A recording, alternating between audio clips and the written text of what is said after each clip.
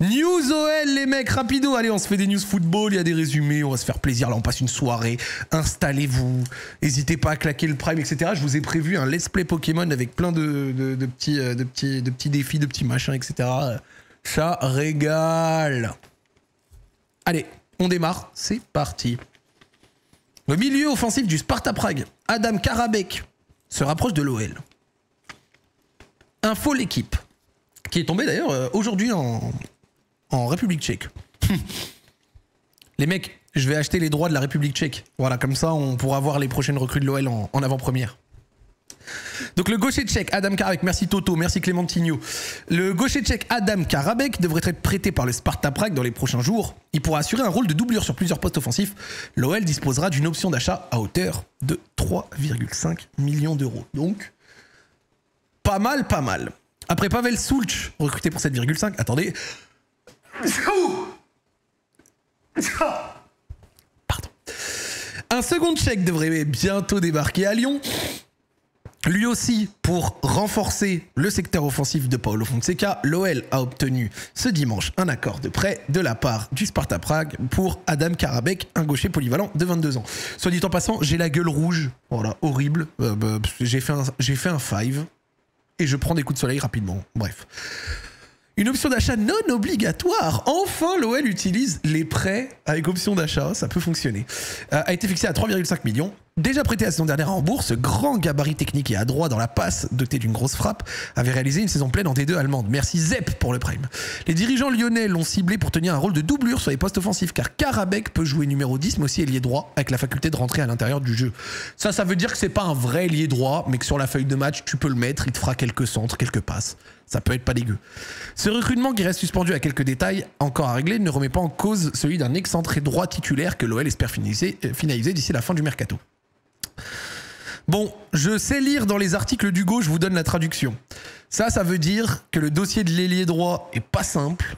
Et donc du coup, on fait un autre dossier qui était plus simple pour peut-être, tu vois, apporter de la qualité tout de suite. On voit dans sa valeur marchande qu'elle n'a fait que d'évoluer jusqu'à topper un 5 millions au 26 mars 2025, mais redescendre un tout petit peu. Ça, en général, c'est-à-dire que la deuxième partie de saison a été un peu moins flamboyante. Mais ok, assez intéressant. Je ne connais évidemment pas le joueur à part de Football Manager. Voilà. Ah, Football Manager, des fois ça aide bien, mais bon, ça aide pas non plus à avoir une connaissance énorme du joueur. Et quand on voit son temps de jeu de l'année dernière, 2100 minutes, donc on est sur un temps de jeu pas vraiment de titulaire, plutôt de rotation, mais 2100 minutes ça reste correct, pardon. 3 buts, 8 passes décisives en deuxième division allemande. On voit un gros début de saison, regardez, passe D, passe D, passe D, passe D, passe D, donc plutôt solide. But, passe D, but. Et par contre, effectivement, regardez, on le voit à compter de mars, toujours un temps de jeu correct, hein, mais un peu moins décisif dans les statistiques. Pardon. Et ensuite, en DFB Pokal, passeur décisif aussi, dans une victoire contre le SV Meppen. Mais bon, le SV Meppen... on va pas hyper ça. Donc assez intéressant. On est sur un jeune avec du potentiel, un petit salaire, parce qu'il vient pas de club qui donne des gros salaires, une option d'achat pas très chère et qui couvre des postes où on avait un manque, le poste de numéro 10, donc derrière Pavel Sulch, ou alors ailier droit, mais pour dépanner, en attendant, éventuellement Nuama. Donc c'est assez cool parce que c'est un prêt pas cher, avec peu de risques, et dans un profil différent de Sulch. Là où Sulch, on a vu les différents reportings sur lui, etc. Lui, c'est un joueur qui apporte par les courses, par les buts, les passes D dans le dernier tiers, etc. Lui, il a l'air d'être plus dans la créativité. Et la créativité, c'est quelque chose qui peut carrément manquer à l'Olympique Lyonnais. Donc, si un profil sur le banc peut rentrer et avoir une petite... Donc, on a entendu patte gauche. Une petite patte gauche qui fait des trucs intéressants. J'ai envie de dire, ma foi... Adam Karabek, un nouveau tchèque à l'OL. Gros espoir tchèque, il avait eu du mal à confirmer les espoirs placés en lui, mais sa saison du côté de Hambourg lui a permis de réaliser une saison pleine, un profil assez difficile à cerner par la data, car il évoluait dans un rôle de milieu offensif très excentré sur le côté droit, comme l'indique sa heatmap. Et ensuite, un joueur assez longiligne avec des bonnes qualités physiques, qui respecte le critère principal du recrutement lyonnais, qui semble être l'intensité. Je trouve qu'il a un profil de joueur assez similaire à Cherki.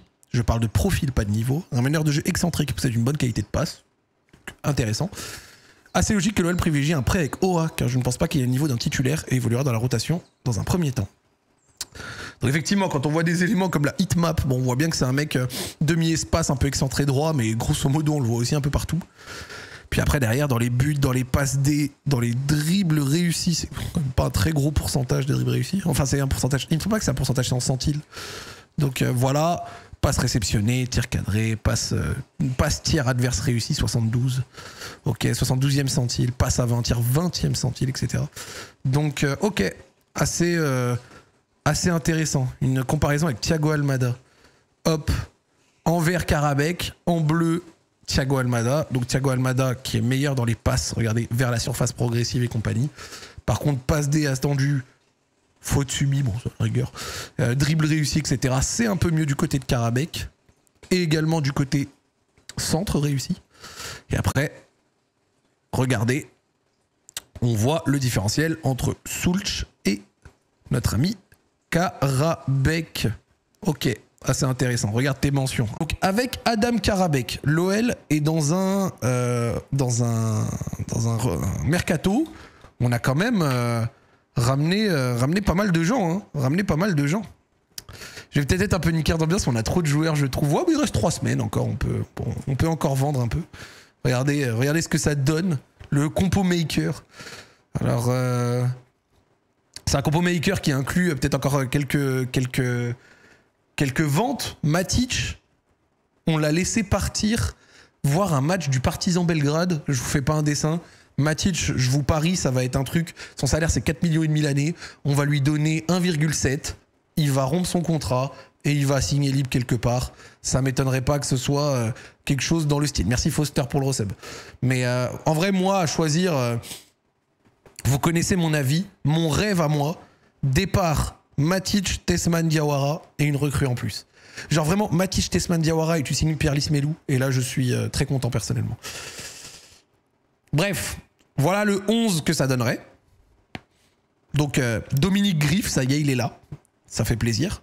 Tagliafico, Niakate Mata, Maitland Niles. Alors, Niakate Mata, vous-même vous savez, ça n'a pas été exceptionnel la saison dernière, il y avait des défauts. Donc, avoir le niveau de Kluivert pour éventuellement mettre l'un des deux sur le banc. Maitland Niles, Kumbedi s'il reste. Ensuite, Tolisso Mangala, Morton Tesman. Tesman aura sûrement du temps de jeu aussi, hein, s'il reste. Mais voilà. Mangala, il va revenir de ses croisés. Mera a quand même montré qu'il pouvait jouer dans le double pivot. Donc Kaliss Mera, on va lui souhaiter du temps de jeu, il en aura. Fonseca a l'air de le kiffer. Juste, les gars, s'il vous plaît, arrêtez de commencer à lui mettre de la pression sur les épaules et de faire genre comme si ça allait être un titulaire.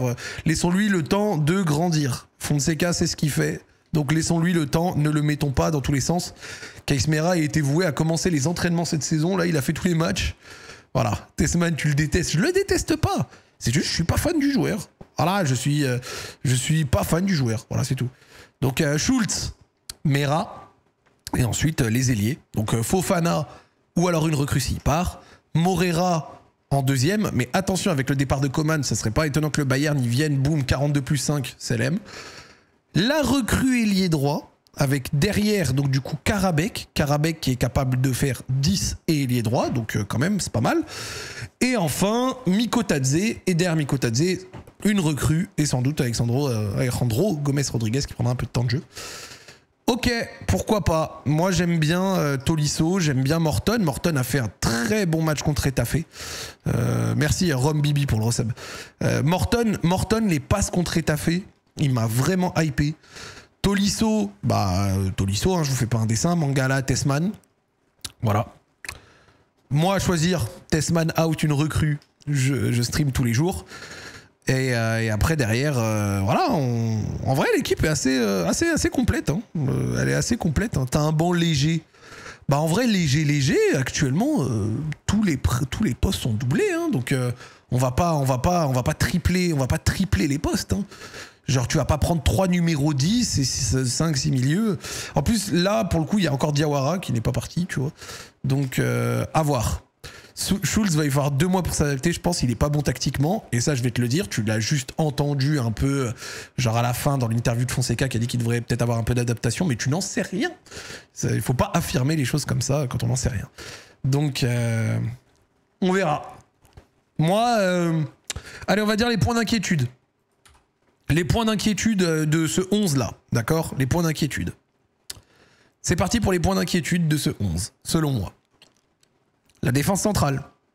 Donc la défense centrale, est-ce qu'elle sera de qualité? Est-ce que Niakate saura faire une meilleure saison? Parce qu'on sait très bien qu'ils ont des défauts qu'on a bien remarqué la saison dernière. Donc, à voir. Et si l'un des deux est mauvais, est-ce que Kluivert peut monter titulaire? Voilà. Autre point d'inquiétude, l'état physique, Nuama, Mangala, comment ils vont revenir? Ils viennent quand même de grosses blessures. Alors autant Mangala il joue au milieu, donc je pense qu'il reviendra mieux. Nuama, dont l'explosivité était la qualité première, il s'est fait les croisés, bon. Qu'est-ce que ça va donner? C'est quand même très inquiétant. Autre point d'inquiétude, et surtout pour moi c'est à la rigueur le point d'inquiétude numéro 1, d'accord? Le point d'inquiétude numéro 1 selon moi, c'est qu'on va parler réel. On va parler réel sur les points d'inquiétude, mais c'est logique en fait.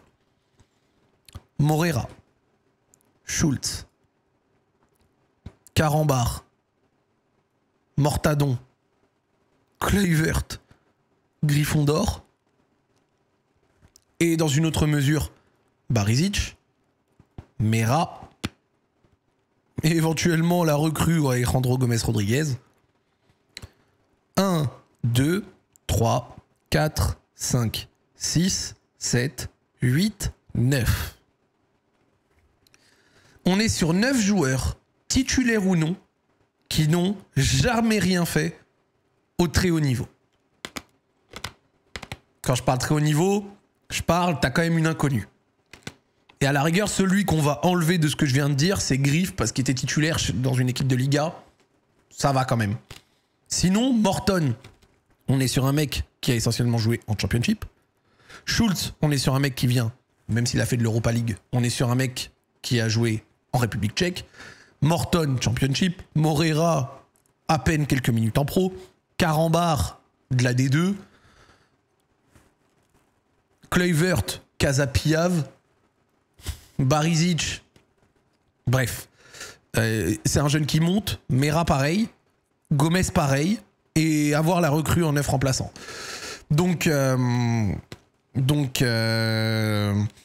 que j'essaye de dire avec tout ça, c'est qu'il y a quand même un grand facteur dans cet effectif, c'est le point d'interrogation énorme des paris dans tous les sens. Il y a des paris dans tous les sens. Voilà. Pourquoi est-ce que je dis ça? C'est parce que je le dis, mais je ne pourrai jamais arrêter les gens. Je le dis juste si jamais ça peut fonctionner pour des... Voilà. Il y a trop de gens sur Twitter qui se hype trop fort sur le mercato, alors qu'il n'y a pas eu une putain de minute de match officiel. Donc, est-ce que ça peut passer? Évidemment. Mariano, il est venu des gamins du Real Madrid, enfin l'équipe 2 du Real Madrid, en ayant très peu de temps de jeu en équipe 1, il est venu, il a planté 20 buts. Donc oui, c'est possible qu'il y en ait qui viennent et qui réussissent d'un coup sans trop d'expérience. Mais ce que j'essaye de dire, c'est qu'avec le lot de paris qu'il y a eu, ça a fait tout autant d'inconnus, et je vais pas vous apprendre les probabilités, mais plus tu fais de paris, et plus c'est risqué. Et donc du coup, je vois des gens parler direct de on vise l'Europe, on vise le top 5, des trucs comme ça. Les mecs, doucement, doucement, parce qu'à la fin, vous allez être déçus. Vous allez être déçus par le fait que c'est un effectif. Les gars, il y a un mois, on était quasiment au bord du gouffre, pas loin de la Ligue 2 et compagnie. Moi, j'ai envie de vivre une saison avec des joueurs à développer, avec des joueurs excitants et cool à suivre. C'est ce que j'ai pour l'instant. Et voilà. Alors, tout autant que j'ai dit ça, je ne pense pas que c'est une équipe qui soit calibrée maintien. Je pense que la qualité est suffisante pour quand même ne pas jouer le maintien. Il y a un autre truc qui va dans notre sens, c'est le fait quand même que du côté de Lille, de Rennes, de Nice, ça ne se soit pas renforcé fois 1 million pour l'instant. Donc les concurrents théoriques ne sont pas non plus au max. Le mercato de Lens et de Strasbourg, c'est aussi des paris absolument monstrueux. Hein. Regardez les noms, les machins, c'est aussi énormément de paris. Donc, t'as des équipes qui ont fait des paris comme nous et des équipes qui, pour l'instant, se sont branlées. Donc, la concurrence n'est pas non plus exceptionnelle pour le moment. Lille a quand même perdu son gardien titulaire, son neuf titulaire, un de ses meilleurs décès. Et Angel Gomez, et bon bref, voilà, ça se branle quand même à balle. Et Rennes, t'es dur. Alors Rennes, vous pouvez dire que je suis dur, mais Rennes vient de tellement bas et sort d'une saison tellement horrible, je trouve, que bon, oui, Merlin, Rongier, c'est bien, mais je trouve pas que l'effectif soit pour l'instant genre folichon, quoi, tu vois. Donc on verra. Strasbourg a plus de certitude que Lyon dans le jeu. Tu peux le penser, mais ils ont fini derrière nous. Donc, en vrai, une saison complète sous Fonseca, attention sur les certitudes dans le jeu. Attention sur les certitudes dans le jeu. Surtout que Strasbourg a perdu son gardien, a perdu son capitaine, a perdu André Santos, a perdu quand même tout un lot de très bons joueurs aussi dans son effectif. Donc attention les gars, il n'y a aucune certitude. Il n'y a aucune certitude du côté de personne. Donc